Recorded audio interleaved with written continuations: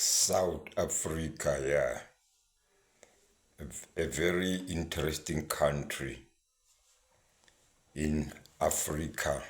There's a lot of drama, lot and lot is happening. I mean, imagine if we had something like 100 film producers in South Africa. How many films or how many soapy or drama would they produce per annum? With so many going on, we've got Matlala, we've got Molefe, we've got Chief Zuma, KZN, we've got the whole lot, Mokgotsi, you know, all what is happening here is just caught, Tabo Best, and so forth, etc. People, let me just be serious now. Let us not concentrate on one issue that just crops up per so many issues or problems or challenges that we're facing. Right now, we've got Matlanga Commission. Everybody is focusing on Makanda's commission. We forget about the scourge or the plight that we experience in South Africa. I always say, I was doing a campaign 2 days ago. I said, South Africa, it's overpopulated with people, illegal foreigners. And when you look at these illegal foreigners, they are from Zim, they are from DRC, they are from Nigeria. I mentioned these three countries because why? These countries are very rich in minerals. Now these people, they are running away from sorting out their problems in their countries. Now they come here in South Africa. What is it that they are doing in South Africa? Go and sort out your problems in your country. I mean, there is a lot and a lot of money underground in your country, and you've got a dysfunctional government. You've got a government that is just a bigotry and, autocratic. They are thieves, money looters, money launderers. They're just siphoning all the funds into their coffers. Family is just a family government. Those are actually not governments. Those are just like a tuck shop that is run by a family, or maybe let's say a football club that is run by a family. So they're just running that like that. When we are at home as a family, we discuss about, hey man, we have to get rid of number 9, we have to get a goalkeeper. They just discuss that as a family. They don't look at the interest of the people. So that is how our government or their government are being run. So the best thing, they have to go back and go and fix their problems in their country, the same as what we are doing here. Right now, I just wanted to tell people that you don't need to defocus now on what is happening in your country.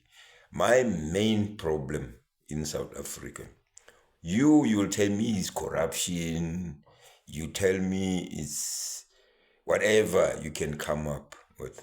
I can tell you right now what is the problem in South Africa. In South Africa, we've got this issue, grants. And then grants are being issued about how many kids you've got. It's about unemployment. It's about old age. It's about disability.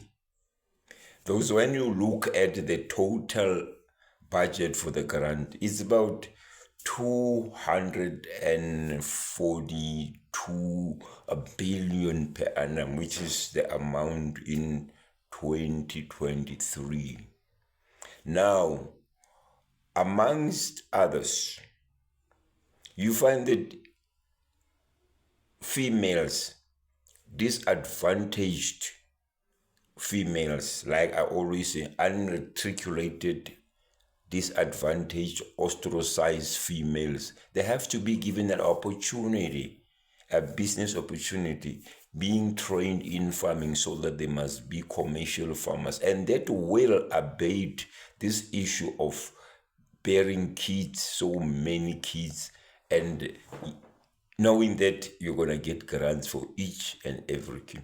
You know, I can tell you what, if this money was actually saved when the poor kids is 18 years and then he or she knows that you've got such amount of money and then they give it to him or her to start life, just as what it was happening in Libya with Gaddafi. When you get married, you get money for marrying, they assist you.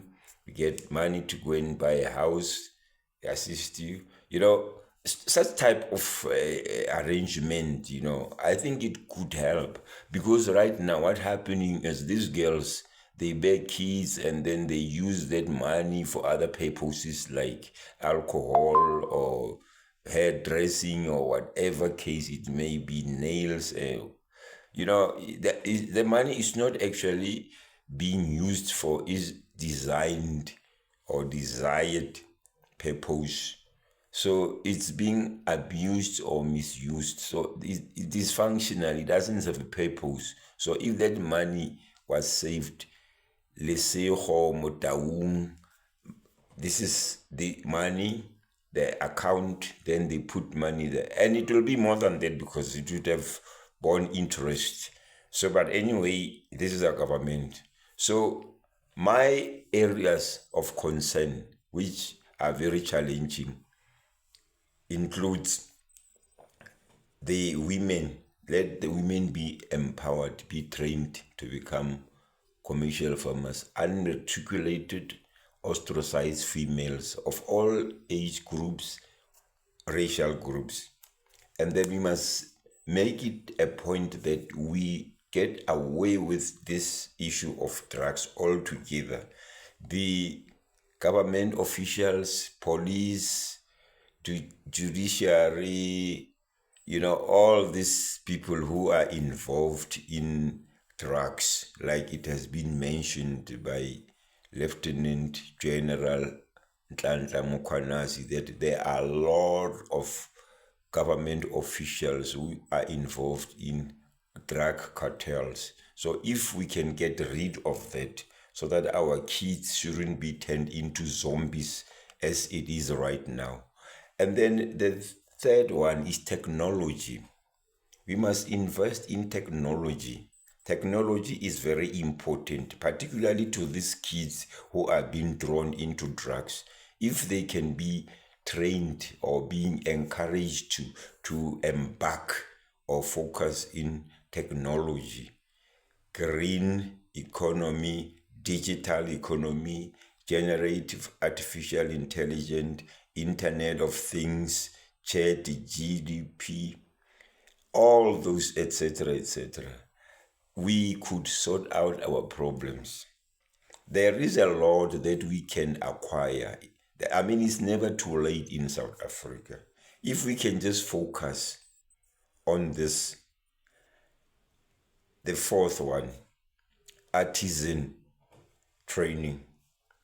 I mean, we don't have artisans, we don't have boiler makers. You remember in boiler maker, it have got money, yeah? If you're a boiler maker, you can make huge monies because all these big industries, they need boiler makers, they need electricians, they need plumbers. All those which are being acquired during artisanal training, they are very essential, pivotal in the industry. You've got so many industries in our country. I mean, those industries, they are looking for artisans and engineers who will design, or if they maybe there's a retrofitting, they can be involved. You know, if you go to mining, I mean, mining exploration, we get mining engineers who can do exploration, unlike what is happening right now. You get people from overseas and come and do exploration, and they undervalue what we've got, and knowing that they're gonna reap reap. I mean, if you can tell a person that we've got so much gold inside underground. I mean, the person will tell you, so I need this and this and this, and he or she will need so many benefits from them. That's why they undervalue the minerals that we've got underground. So if you've got our own engineers who can do exploration, that will be super. I mean, cyber security, we've got problems in South Africa regarding frauds and cyber transactions. We need such people, even for auditing in industries or in government. We need such people. We need auditors. We need, when coming to pharmaceutical, we need pharmacists. We need research. We need to concentrate on research and development.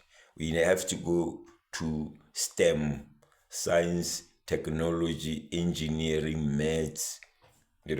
There is a lot that the only problem is we don't have people who are equipped, who can just say, I'm a minister, I want this and this and this and this to happen to the kids, to learners, to students, to all this stuff. So and the 30% pass mark is a problem. I've got a song. My song's name is 30%, 30% as a symbol. Yeah, so I'm complaining about the 30%. So people, you heard what my concern is about. It's about don't lose focus when there is an issue that is being entertained or treated.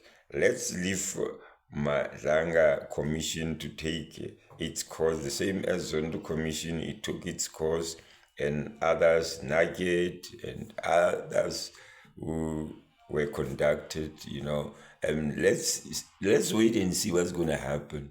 But don't lose focus in what you want. What you want is to develop our country, to be a better country.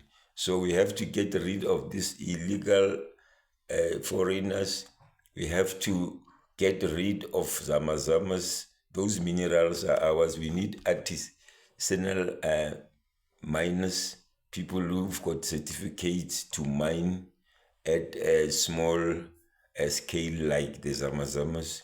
And then we need to look at the youth development. We have to look at unprivileged women development. We have to look at technology. Then you'll see our country will be the best. But we must get ministers who have got a clue, qualifications in the portfolio where he or she falls under. Not that you have to have a minister of water and sanitation who doesn't know anything, who just make a lot of noise. Even before where she was just making a lot of noise.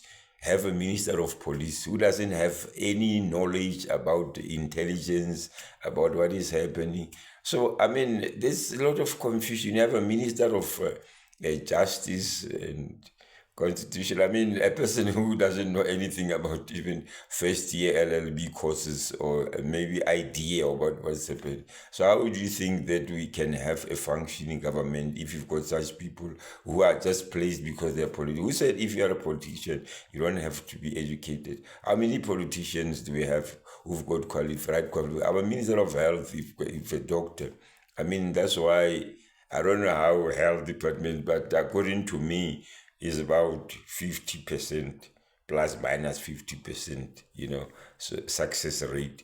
So, but these others who've got just a minister who doesn't have any idea about the ministry or the functions in that ministry, it's just a taboo. It's just a mix up all together. You cannot come and learn about your work when you first day is done, that you start knowing about the policies. What is it all about? I mean, how are you going to start? Because you have to know the policies, and the other people, they don't even know how to draft a policy.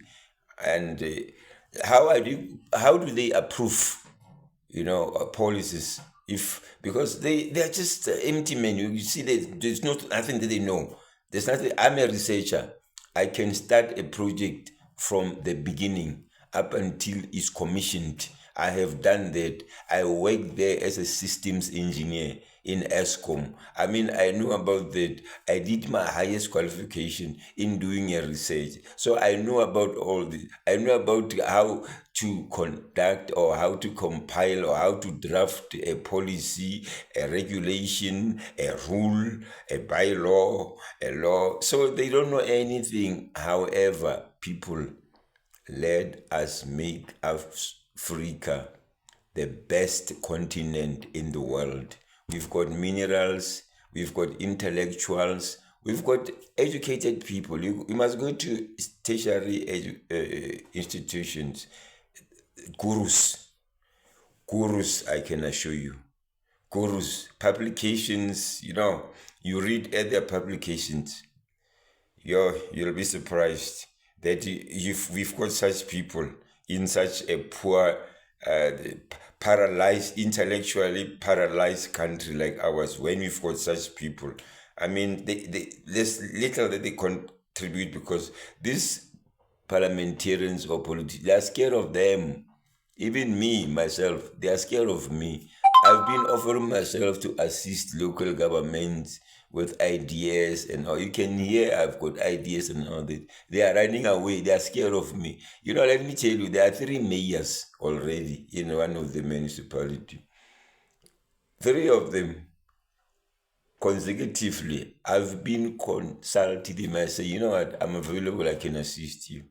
And then they are scared of me. They think I can't be a mayor. I mean, I'm above that, man. I'm above that level. It's either I become above mayor or I suffer, or I stuff, like maybe I'm stuffing, I don't know. But I won't be a mayor. I mean, I've seen mayors who cannot even construct one sentence. I've communicated with mayors. They don't know English. They can't even. Some of them, they don't even know how to compile an email. They just miss you. You'll be surprised if you can. So, however, I mean, they are scared of academics, and academics can help them a lot. I personally can help them a lot with environment, with water, because I'm a water specialist.